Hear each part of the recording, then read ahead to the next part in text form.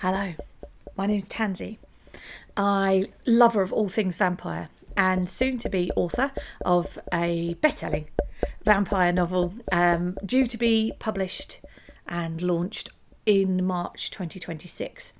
So I'm trying to build up some content to try and get people to understand my view on vampires, my take on vampires.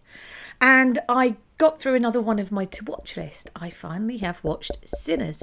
So I thought I'd take a moment to have a bit of just a gut feeling review of the film.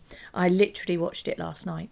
So it's very similar to Dusk Till Dawn in as much as there's sort of two movies attached together. So you've got very much a vampire movie at the end and very much a different movie at the beginning. Unlike Dusk Till Dawn, though, I didn't hate the movie at the beginning. I'm not a fan of road movies. I'm not a fan of Quentin Tarantino. So Dusk Till Dawn for me is very much a sort of a love-hate relationship. I actually really enjoy the vampire story, albeit it's one that's been told before, but I really hate the road movie.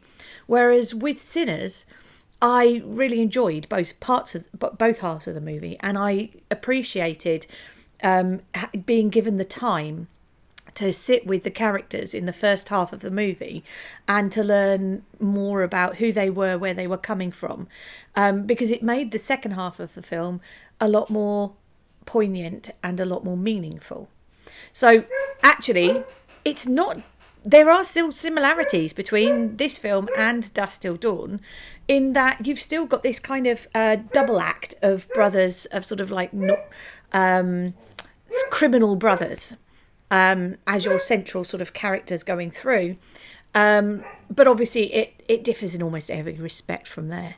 I really like, and I know that there seems to be something bubbling up in the collective unconscious, bubbling up in the in that creative space that everybody shares, the collective imagination at the moment, that is retelling and bringing to light the stories of Africans and other races and the difficulties in America, both through the slavery and then actually beyond the ending of slavery, and how difficult those times were as well.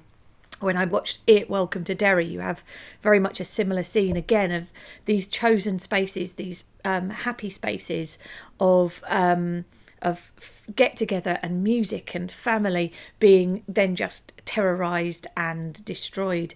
And I mean, it's a very hard story to tell, but it's an incredibly important story to tell, an incredibly important story to watch. I enjoyed watching the film. It's difficult. It's a very difficult watch in places.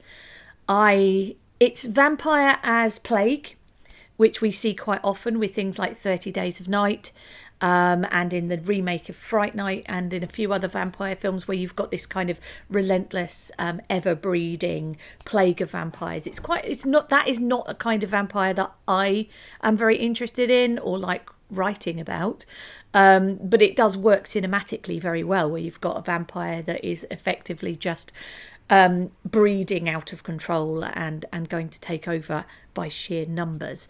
Salem's Lot being a classic of that genre, of that trope. So you've got this very sort of breeding out of control kind of vampire. It's a shame that the vampires that are made that night don't get more of a chance, and don't then have more of an open door for future storytelling around them. Because I think, although you do see a couple that do potentially get away, the majority are destroyed by the end of the movie. And actually, I would like to have seen more of the stories that would have been told by some of those other vampires that were created that night.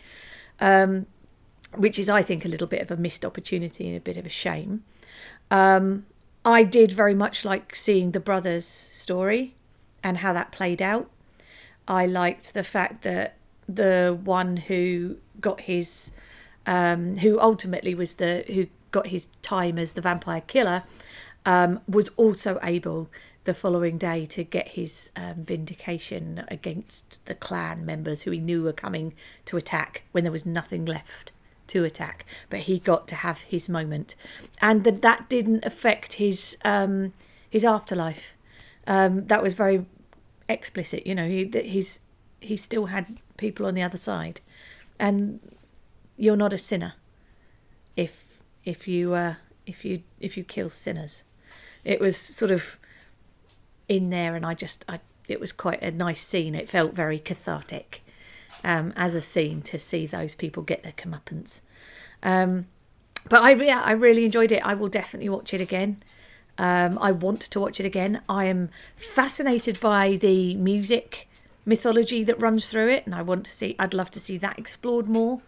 The vampire in my story is from Africa, and I definitely now have a desire to go back and look more into the mythology around vampires and hate spirits in Africa, and see if I can weave a little bit more of that into the book that I'm writing now, the second part in the series, where we are going to find out a bit more about my vampire's backstory.